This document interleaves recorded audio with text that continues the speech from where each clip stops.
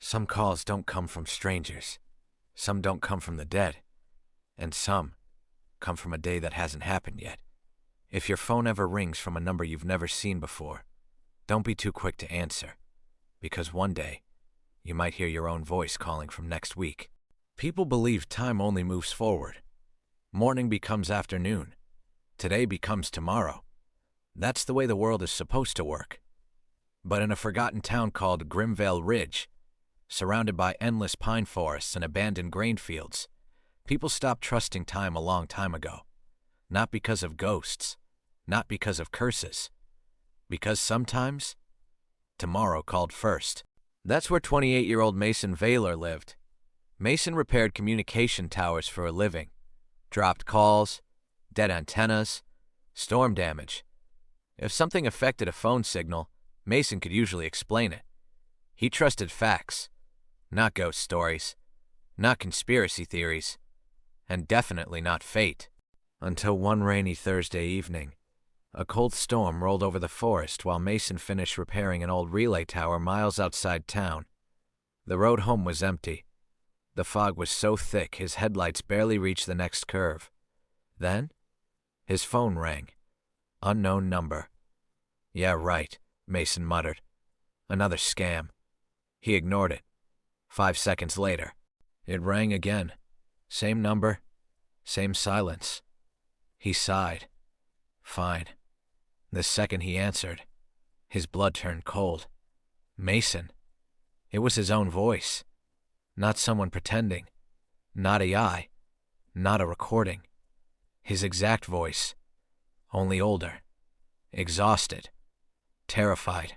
Listen carefully. You've got less than 4 minutes. Mason laughed nervously.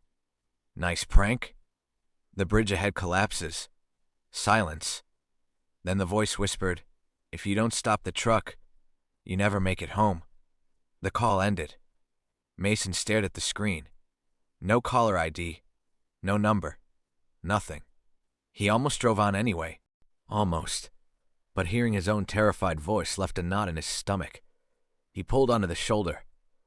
30 seconds later, the old wooden bridge exploded into splintering timber. Massive support beams snapped apart.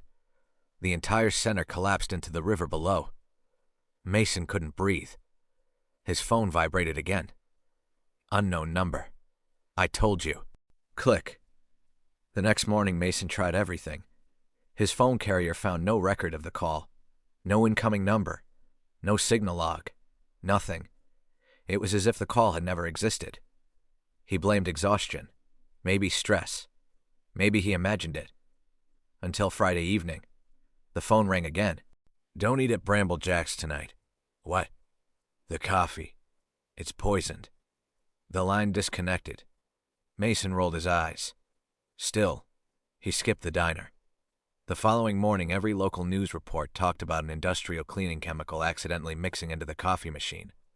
Several customers were hospitalized. Mason felt his stomach drop. 2 impossible warnings. Both true. Then the calls became routine. Every evening. Exactly 7 days before each disaster. A runaway logging truck. A fuel station explosion. A snapped power cable. Every warning saved his life. Every warning came from himself. But after the 6th call, something changed. Future Mason sounded weaker, like he hadn't slept in days. His breathing shook. You have to stop answering. What are you talking about? They know. Who? The line filled with static. Not ordinary static. It sounded like hundreds of distant whispers speaking all at once beneath the noise. The words weren't English, yet somehow, Mason understood them. He changed another one. Wrong timeline. Find him again. The call died. For the first time, Mason wasn't afraid of the future. He was afraid that something in the future had noticed him. The following days became impossible. Neighbors he'd known for years suddenly acted like they'd never seen him before. Receipts disappeared from his wallet. His driver's license showed an old photograph he didn't remember taking. His phone gallery slowly filled with pictures he had never captured. Every image showed the same thing. A lonely road, heavy fog, An old payphone standing in the middle of nowhere. Each photo was one step closer than the last. No matter how many times he deleted them, they always came back. Then his calendar changed. Monday, Tuesday, Wednesday, Thursday. Then, day 8. No date. No explanation. Just those 2 words. That same afternoon, every digital clock in town froze at exactly 11:11. 60 long seconds. Cars kept moving. People kept talking. No one reacted. Only Mason noticed time had stopped. When the clocks restarted, everyone continued as if nothing had happened. The 7th call arrived exactly at sunset. This time, future Mason wasn't alone. Someone, or something, was breathing beside him. Slow, wet, heavy. You don't have much time. Who's with you? I can't explain. Then try. Future Mason whispered so quietly Mason almost missed it. It isn't calling from next week. What? It's calling from the week after we're already dead. Then came a sound Mason could never forget. Not screaming, not growling. Thousands of phones vibrating at exactly the same time. The line exploded into static. His phone went black. The battery had completely died.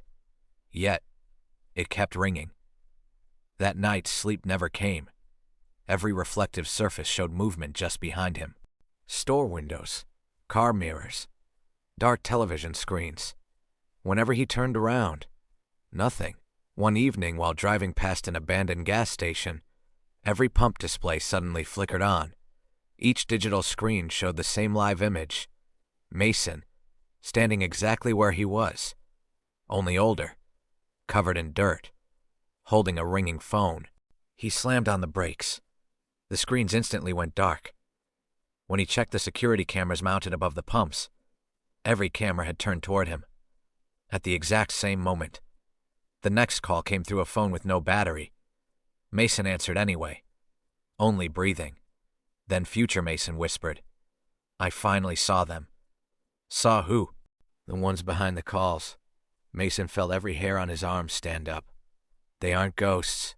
They aren't people. They're what's left of every version of us that ignored the first warning. Silence. They don't die.